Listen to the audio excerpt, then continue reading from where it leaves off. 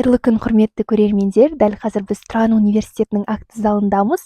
Бұл жерде университетіміздің белсенді студенті Ермек Тоякаев мырзамен жеке сұхбат болмақшы.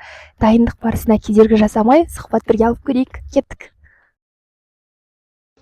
Ермек театр әлеміне бала күнінен құштар, өнерді жан тәнімен сүйетін жас актер.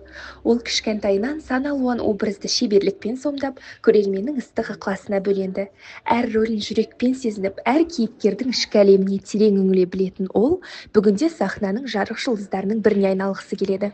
Ермектің шеберлігі тек театрмен шектелмейді. Ол бірнеше рет республикалық және халықаралық өнер фестивальдарында топ жарып, үздік жас актер номинациясын иеленді. Оның ерекше дарыны мен еңбегі театр сыншылары тарапынан да жоғары бағаланып, жас буын арасында өнердің шынайы жанашыры ретінде танылды. Қайырлы кеш, Ермек мырза. Қайырлы кеш, қалайсыздар? Керемет, арнайы Тұран университетіндегі жарқыраған жұлдыздар бағдарламасы. Құрметті көрермендер, бүгінгі біздің қонағымыз Тұран университетінің белсенді студенті, театр ұйымының жетекшісі, сонымен қатар университетіміздің футбол құрамасының ойыншысы және де Жайдармандағы H2O командасының капитаны Тоякаев Ермек мырза. Ермек мырза, қош келдіңіз. Рахмет, қош көрдік. Ермек мырза, енді дәл қазір сағат кешкі 7, бірақ сіз әлі университет қабырғасында жүрсіз. Бұның өзі сіздің студенттік өміріңіздің бір айнасы деп білем. Қаншалықты осы сабақпен бірге осы дүниенің барлығын алып жүру сіз үшін қиынға соғады? Әрине, ол күрделі ғой енді, жалпы айтқандай үш кеменің басын ұстап тұрмын ғой. Кей кезде болады, дайындықтар бір уақытта оқып қалады, я болмаса үшеуі де бірге оқып қалады, бірақ уақыттарын ыңғайыстырып, одан бөлек сабағымды оқып үлгеруге тырысам, себебі мен сабағым түсте болған соң сабақтан ертеңде оқуға болады деген секілді ғой. Керемет, енді айтып қалдыңыз ғой, үш кеменің басын бірдей ұстап алдым деп. Ал қазақта жақсы сөз бар, екі кеменің басын ұстаған суға кетеді дейді. Әзірге суға кететін ойыңыз жоқ тәрізді, иә? Сізде бір күйзеліс, жастардың тілімен выгорание деп жатамыз ғой, ондай дүние болмайды ма?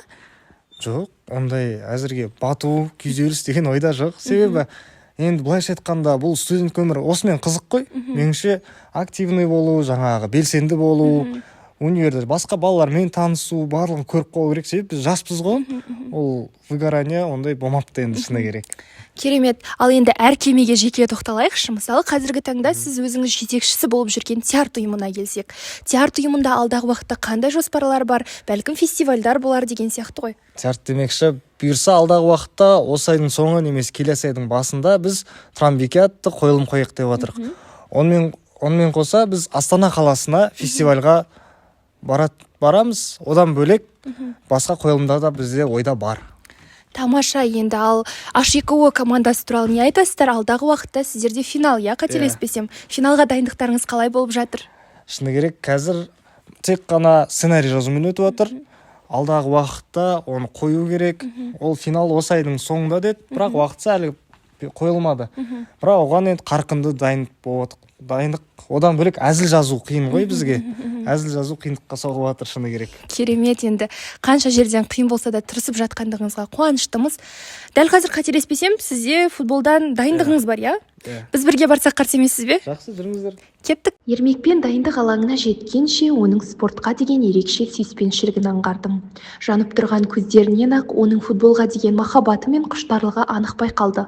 Жол бойы ол футболдан алатын керемет әсерлерімен бөлісіп, бала күнінде таңның атысынан күннің батысына дейін далада доп қуып, еш шаршамайтын кездерін сағынышпен еске алады.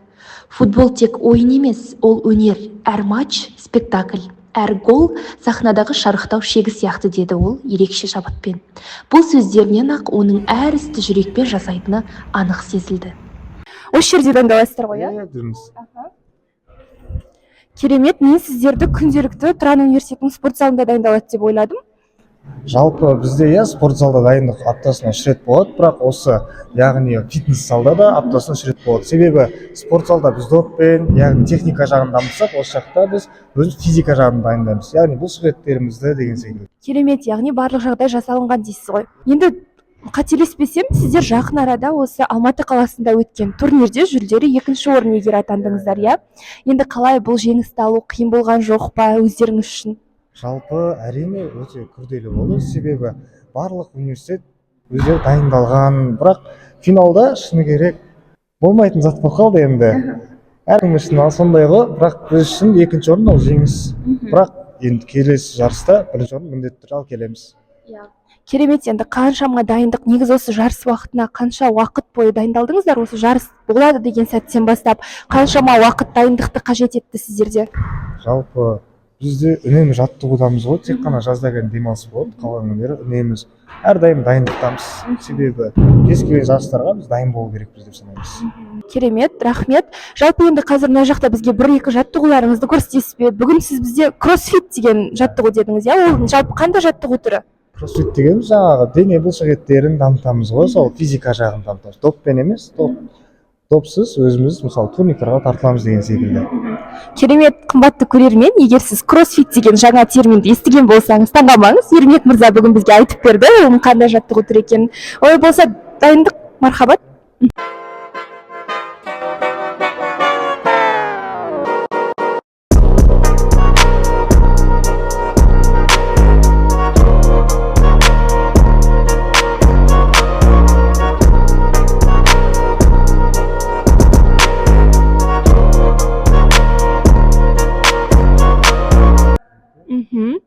Керемет, қымбатты көрермен, өзім спорттан алыс болсам да бүгін Ермек мырзамен бірге біраз жаттығу жасадым. Шыны керек, Ермек мырза, бүгінгі сұхбатыңыз үшін, көрсеткен жаңа жаттығуларыңыз үшін алғысым шексіз. Оқашы келіп тұрыңыз.